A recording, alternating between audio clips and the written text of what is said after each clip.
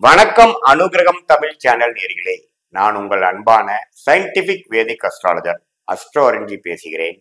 நல்லது நினைப்போம், நல்லதே நடக்கும். இந்த வீடியோல நம்ம என்ன பார்க்க போறோம்னா, கன்னி லக்னத்துல பிறந்தவங்களா இருந்தாலும் சரி, கன்னி ராசியில பிறந்தவங்களா இருந்தாலும் சரி, உங்களுடைய கர்ம பலன் எப்படி செயல்பட போகிறது, உங்கள் ஜாதகத்தில் இருக்கக்கூடிய கிரகத்தின் திக்பலம், ஸ்தானபலம், திருக்பலம், மற்ற அமைப்புகள் பொறுத்து எப்படி உங்களுடைய கர்மா, போன ஜென்மத்தில் செய்த நீங்கள் பாவ புண்ணியங்கள் இந்த வாழ்க்கையில் நீங்கள் பிறந்த தேதி, பிறந்த நேரம், பிறந்த ஊரை வைத்து வரக்கூடிய அந்த உங்களுடைய ஜாதகத்தை பொறுத்து எப்படி உங்க கர்மா செயல்படுகிறதுங்கிறது நம்ம தெரிஞ்சுக்க போறோம். அதற்கு முன்னாடி இந்த சேனலுக்கு ஃபர்ஸ்ட் டைம் வரவங்க மறக்காம சப்ஸ்கிரைப் பண்ணுங்க. தொடர்ந்து நம்மளோட வீடியோஸ் எல்லாம் உங்களை அடைந்து அது மூலமாக நீங்கள் பயன் பெறலாம். இப்ப பாத்தீங்கன்னா, கன்னி லக்னத்துல பிறந்தவங்களா இருந்தாலும் சரி, கன்னி ராசியில பிறந்தவங்களா இருந்தாலும் சரி, உங்களுக்கு மிகவும் முக்கியமான ஒரு கிரகம் என்னன்னு கேட்டீங்கன்னா புதன். மெர்க்குரி என்று சொல்லப்படுகிற புதன் தான் மிகவும் உங்களுடைய வாழ்க்கை தரம் எப்படி இருக்க போகிறது, உங்களுடைய வாழ்க்கை மேலையும் கீழையும் போகக்கூடியதா, அல்லது சீரான பாதையில போகக்கூடியதா, அல்லது பினான்சியல் ஆஸ்பெக்ட்ஸ் எப்படி இருக்க போகிறது, உங்களுடைய உடல் நலம் எப்படி இருக்க போகிறது, மனநலம் எப்படி இருக்க போகிறது, நீங்கள் முடிவெடுக்கும் தன்மை எப்படி இருக்க போகிறது, எல்லாமே புதனின் நிலைமையை பொறுத்து நம்ம பார்க்கலாம். உங்களுடைய கர்மா எப்படி செயல்படுதுங்கிறது நம்ம தெரிஞ்சுக்கலாம். இப்ப புதன் பாத்தீங்கன்னா ஓரளவுக்கு வழுத்து, அதாவது கண்ணிலேயே ஆட்சி பலத்தோடைய அல்லது மிதுனத்துல ஆட்சி பலத்தோட அப்படி இருந்தாலும் சரி, அதே சமயத்துல ஒரு குருவின் பார்வை, சுக்கிரனோட சேர்க்கை பார்வை, பௌர்ணமி சந்திரனோட தாக்கங்கள் அப்படிங்கிற ஒளி கிரகமாகிய சுப கிரகமாகிய குரு, சுக்கிரன், சந்திரன் போன்ற கிரகத்தின் தாக்கம் பெறக்கூடிய புதனாக இருந்துவிட்டால் நீங்கள் கொஞ்சம் மேலான வாழ்க்கையை வாழக்கூடிய ஒரு அஃப்ளூவன்ட் லைஃப் ஸ்டைல், ஒரு ஆவரேஜ் லைஃப், ஆவரேஜ் ஜாதகரோட கொஞ்சம் எபோ ஆவரேஜா வாழக்கூடிய அமைப்புகள், கொஞ்சம் எல்லா விஷயத்திலுமே கொடுத்த வச்சு மகராசனாக இருக்கக்கூடிய ஒரு லக்கி ஃபெலோவா இருக்கக்கூடிய அமைப்புகள் அது காட்டுது.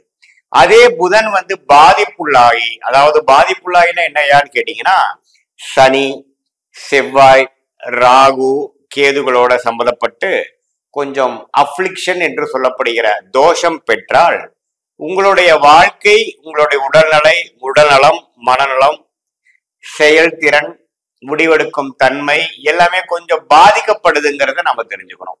ஸோ உங்க ஜாதகத்துல எப்படி புதன் இருக்கிறாரு அப்படிங்கிறத நீங்க கன்னி லக்ன கன்னி ராசிக்காரர்களா இருந்தா தெரிஞ்சுக்கங்க. நீச்சமா இருக்கிறாரா, உச்சம் பெறுகிறாரா, எந்த பாவ கிரகத்தின் தாக்கத்தில் இருக்கிறாரா, அல்லது சுப கிரகத்தின் தாக்கத்தில் இருக்கிறாராங்கிறத பாத்துக்கணும். ஸோ புதனின் தன்மை, நிலைமை மிகவும் முக்கியங்கிறது நீங்க முதல்ல தெரிஞ்சுட்டீங்க. அடுத்தபடியா உங்களுக்கு மிகவும் முக்கியமான கிரகம் பாத்தீங்கன்னா ராஜ யோகத்தை கொடுக்கக்கூடிய கிரகம். எந்த கிரகம் நன்றாக இருக்க வேண்டும் உங்க ஜாதகத்துல, ஆட்சி, உச்சம், திக்பலம், ஸ்தானபலம் அப்படிங்கிற ஒரு நல்ல ஒரு அமைப்புல இருந்து ஒரு சுப பார்வை பெற்று இருக்கும் பொழுது ராஜயோக கிரகங்கள் ஒண்ணுமே கொட்டி கொடுக்கக்கூடிய அமைப்புகள் இருக்கு. அந்த வகையில் சுக்கிரனும் உங்களுக்கு அடுத்தபடியான சனியும் பாத்தீங்கன்னா ராஜயோகத்தை கொடுக்கக்கூடிய ஒரு அற்புதமான ஒரு கிரகமாக வருகிறார்கள். சோ கன்னிலக்ன கன்னிராசிக்காரர்கள் பிறக்கிறப்போ சுக்கிரனோட நிலைமை நம்ம முக்கியம். சுக்கிரன் 7ஆம் இடத்துல உச்சம் பெறும் பொழுது அருமையாக இருக்க போகும் அர்த்தம். அது சனி, செவ்வாய், ராகு, கேதுகளோட சம்மந்தப்படாம இருக்கும் பொழுது உண்மையே நல்லது. கேதுவோட சேர்ந்து அவ்வளவு தவறு இல்லை. அதே சமயத்துல ஒரு குரு பார்வையோ, ஒரு சந்திரனின் தாக்கமோ, அது ஒளி பொருந்திய சந்திரமாக இருந்து விட்டால் ஒண்ணுமே நல்லது. அப்படிலாம் இருக்கும் பொழுது ஒண்ணுமே விசேஷமான பலன்கள் உண்டு. அது சுக்கிர திசை நடந்துருச்சுன்னா கேட்கவே வேண்டாம். சோ அதே சமயத்துல ஓரளவுக்கு ஆட்சி பலத்துல இருக்கிறார், ஒரு 11ஆம் இடத்துல இருக்கிறார், நட்பு வீட்டுல இருக்கிறாருங்கிறப்பெல்லாம் அது நல்ல ஒரு கர்மாவை கொடுக்கக்கூடிய அமைப்பு இருக்குங்கிறத நீங்க தெரிஞ்சுக்கணும். அதே சமயத்துல சனியும் பாத்தீங்கன்னா ஒரு ராகு, செவ்வாயோட சேராமல் குரு பார்வை, சுக்கிரனோட சேர்ந்து சுபத்துவமாக சந்திரனோட சேர்ந்து திருட்பலம் பெற்று ஒளி பெற்று இருக்கும் பொழுது சனியின் காரத்துவங்கள் உங்களுக்கு நல்லாவே கொடுக்க போகுது. உங்களுக்கு நல்ல கர்மா தான் உங்களுக்கு இருக்க போகிறது அப்படிங்கறது தெரிஞ்சுக்கலாம். சோ சுக்கிர திசை, சனி திசை, அதாவது பிறக்கிறப்போ நீங்க ஒரு குருவின் நட்சத்திரம் ஆகிய விசாக நட்சத்திரம், புனர்பூச நட்சத்திரம், பூரட்டாதி நட்சத்திரத்துல பிறக்கும் பொழுது ஒரு 20-21 வயசுல இருந்து பாத்தீங்கன்னா சனி, புதன், கேது, சுக்கிரனுங்கிற ஒரு யோகமான தசா பெல்ட்ல உங்க வாழ்க்கையோட முழுமையான ஒரு மிடில் பீரியட் வந்துடும். அது யோகத்தை கொடுக்கக்கூடியதாகவும் ராஜயோகத்தை கொடுக்கக்கூடியதாகவும் இருக்கிறதுனால உங்க கர்மா நல்ல வாழ்க்கையை வாழ்ந்துட்டு போகணுங்கிற செயல்படுறதுக்கு ராகு சாரமோ குரு நட்சத்திரமோ ராகு நட்சத்திரமோ பிறக்கிறது உங்களுக்கு ஒரு அருமையான ஒரு பெல்ட், லக்கியான ஒரு தசா பெல்ட் வந்து ஒரு prime time of your career, prime time of your லைஃப்ல வரக்கூடியதாக இருப்பதனால நீங்க வாழ்க்கையில உங்களோட துறையில ஒரு முதன்மையான பர்சனாக வந்து பேர் சொல்லும் பர்சனாக வரக்கூடிய அமைப்புகள் இருக்கு. ஸோ அதுதான் உங்களுடைய நல்ல கர்மாவை குறிக்கக்கூடிய ஒரு விஷயங்கள். இதே பாத்தீங்கன்னா நீங்க சுக்கிரனோட நட்சத்திரமாகிய பூரம், பூராடம், பரணி நட்சத்திரத்துல பிறக்கும் பொழுது பிறக்கிறப்பவே யோகமான திசைகள் முடிந்து அடுத்த வரக்கூடிய சூரிய, சந்திரன், செவ்வாய், ராகு திசைகள்லாம் மிகவும் சுமாரான திசைகளாக வந்து வாழ்க்கையில கொஞ்சம் ஒரு சுமாரான வாழ்க்கை, பிலோ ஆவரேஜான வாழ்க்கை, 10-11 வாழ்ந்துட்டு போற வாழ்க்கையாக அமையக்கூடிய அமைப்பு இருக்கு.